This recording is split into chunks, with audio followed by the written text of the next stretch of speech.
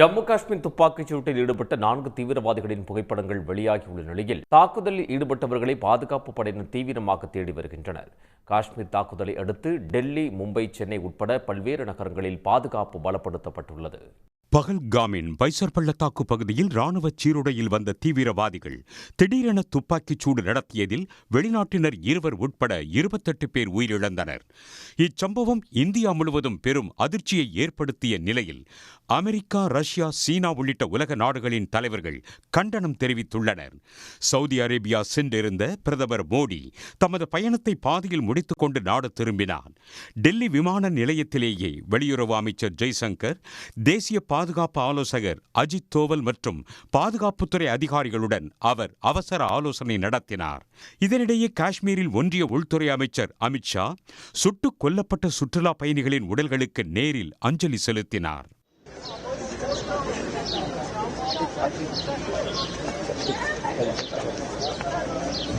பின்னர் உறவுகளை இழந்த மக்களை சந்தித்து ஆறுதல் தெரிவித்தார். அதைத் தொடர்ந்து தாக்குதல் நடைபெற்ற இடத்திற்கு சென்று அவர் பார்வையிட்ட போது சம்பவம் குறித்து ராணுவ அதிகாரிகள் அவருக்கு விளக்கம் அளித்தனர்.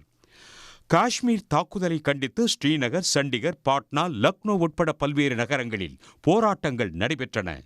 காஷ்மீரில் தீவிரவாதத்தை முற்றிலும் அழிக்கும் வகையில் மீண்டும் சர்ஜிக்கல் ஸ்ட்ரைக் தாக்குதலை நடத்த வேண்டும் என்று அவர்கள் வலியுறுத்தினர்.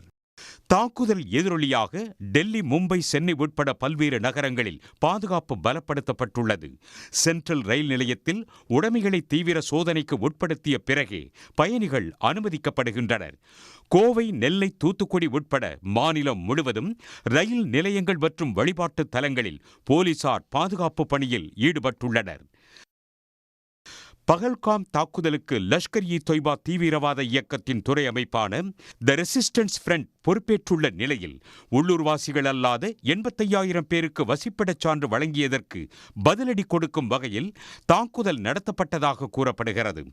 துப்பாக்கிச் சூட்டில் ஈடுபட்ட 4 தீவிரவாதிகளின் புகைப்படங்களை பாதுகாப்பு படையினர் வெளியிட்டுள்ளனர். மேலும் 2018ஆம் ஆண்டு பாகிஸ்தானுக்கு தப்பிச் சென்ற அடில் குரி, அஷன் ஆகியோர் இந்த தாக்குதலில் ஈடுபட்டிருக்கலாம் என சந்தேகிக்கப்படுகிறது. இது தொடர்பாக சந்தேகத்திற்குரிய 3 பேரின் வரைபடங்களையும் பாதுகாப்புத்துறை வெளியிட்டுள்ளது. மேலும் தாக்குதலில் ஈடுபட்ட தீவிரவாதிகளை தேடும் பணி முழு வீச்சில் நடைபெற்று வருகிறது. உடனுக்குடன் செய்திகளை தெரிந்து கொள்ள சன் நியூஸ் பெல் ஐகானை கிளிக் பண்ணுங்க.